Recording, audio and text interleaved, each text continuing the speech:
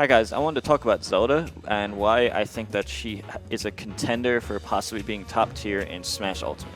So as I've explained before in my tier list video, Zelda obviously has the Phantom attack, which is super buffed from the before. Basically you can charge the Phantom and it can be released at pretty much any moment. After stage 3, the Phantom has a sword and it becomes really good. You can charge it for like half a second to get that. Also, after like frame 68, Zelda can start moving around however she wants to. And after frame 120, if you hold it as long as possible, the Phantom will attack, but of course you can release it sooner than that. So you can do things like fully charge a Phantom and then have a big mix-up tree of attacking, like do a dash attack, which would normally be unsafe, or teleport into them, which would normally be unsafe, and then release the Phantom so that if they try to like shield grab you or something, the Phantom will hit them.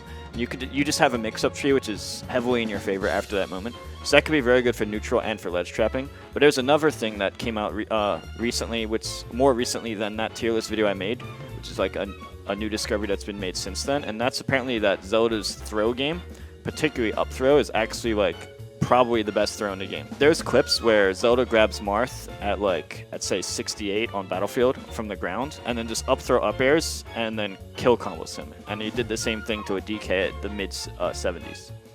It looked like that was a true combo based on like the smoke, and even if it wasn't a true combo for whatever reason, it seems like it would only barely not combo in other scenarios.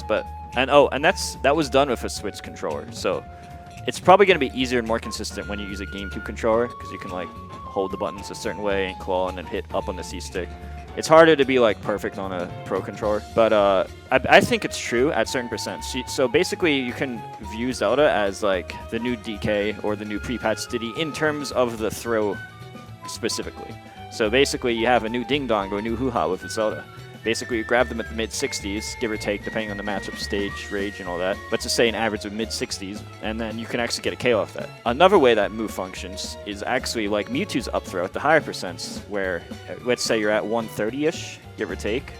Around 130-ish, depending on the matchup stage and all that rage and all those factors, that's when it will actually kill. So it's very comparable to Mewtwo's up throw in power, but it could also be comparable to the Ding Dong or Hoo-Ha from Smash 4. So she actually has both those functions.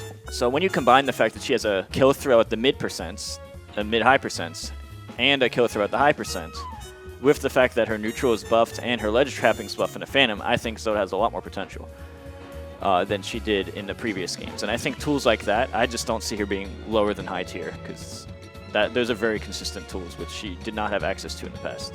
Beyond those two things, she has overall buffs across the board. The only moves that could be considered not buffs particularly, or debatable if it's better or worse overall, because they're changed, is moves like forward tilt, which is still like a whatever move. Jab, it's like frame 4 instead of 11. It doesn't combo to grab, but it's safer, and it can kill at the ledge at like the low hundreds. And down tilt has less total time, but it sends at a different angle, so you probably have to like do a dash attack or something instead of up air. So those are the only like 3 moves I think that are not particularly better. So that's easier to get them out of the way because that list is so small.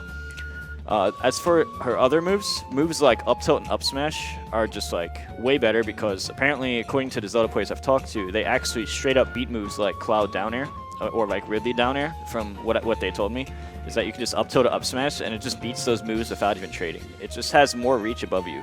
The up tilt's total time is less, and the hitbox seems better, and the up smash hitbox also seems better.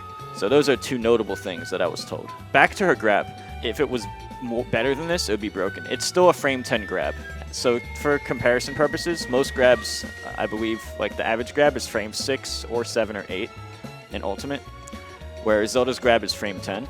So that's the one thing that makes it not as good. However, there's another thing. So you would think, okay, well, I don't have to worry about her on shield because her grab's slower, but not really. And the reason for that is because her uppie at a shield is now frame 6 instead of frame 8. So her uppie is super buffed because it's 2 frames out of shield faster. Oh, and it's also better across the board in general. I think you reappear either 6 or 8 frames sooner than before, and you can like drift sooner and fast fall out of it sooner, and you don't go as far, so there's less lag. So it's basically uppie is just super better in pretty much every way, except that it doesn't go as far, and that could be a pro or con based on the situation. But uppie overall is super buffed. Speaking of B moves in general, all her B moves, they start faster, they end sooner, and you have better air control and air drift in general. So they pretty much have like quality of life buffs all across the board. Like everything is like the same and or better in various ways. For example, her B move, I think intangibility starts like frame 4 and goes up to like 15. It's basically the same move as before, just like a better version. Uppies, as I said, just better across the board pretty much. Out of shield is even more dangerous. The side B, you have like better control over it. It's just basically a better version of before. And obviously the Phantom, as I've explained before, the original reason me and Salem thought that she was so good initially was because you have so much flexibility with neutral, being able to attack with the Phantom and yourself at different timings. So you have a huge mix-up tree and pressure tree by using the Phantom mix-ups with Zelda herself. Pretty much better B moves across the board.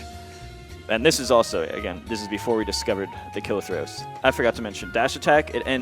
It still starts like pretty fast, I think like frame 6, but now it ends, I think like frame 36 instead of 40. So that's like pretty good because that's like a quick burst attack.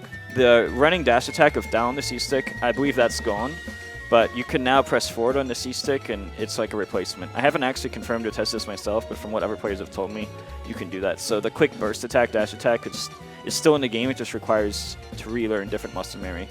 And I'm used to hitting down the C-stick since the Brawl days, up till every Smash game since Brawl to the present has been like that. Now it's just the same thing but towards C. Oh, and her aerials, all her aerial landing lag is between 5 to 9 frames less lag.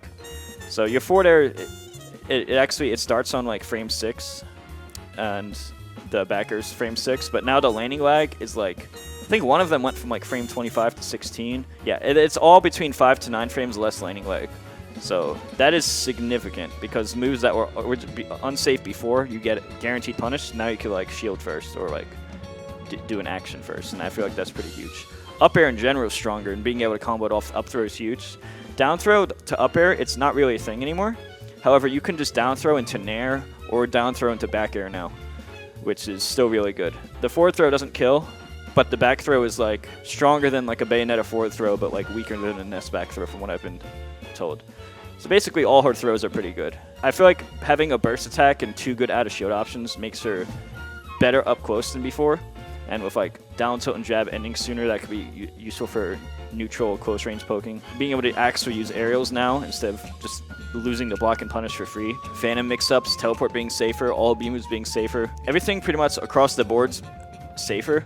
But now you have a kill throw, a Mewtwo up throw at high percents, and pretty much a hoo-ha or a ding-dong at like the 50s, 70s range, depending on the matchup rage and all that. I feel like those are a lot of benefits, which could be really useful. Like just having one, like DK in Smash 4 alone was pretty much defined by having a grab KO. Characters like DK and Bowser were defined by having a grab KO. Now Zelda has that along with all those everythings. So when you look, okay, yeah, maybe Zelda wasn't the greatest character in like Smash 4, but when all these tiny things, they add up. And I feel like the Phantom change and the up and the throw change are very significant changes. I feel like they should. That's not just like, oh, a few frames off here. That's like, that could change matchups, because now if they don't respect that, they get bodied. But if they respect it, then they're being open to other options. So overall, in my personal opinion, I can't see that character being below high tier. I think the character's gonna be quite good.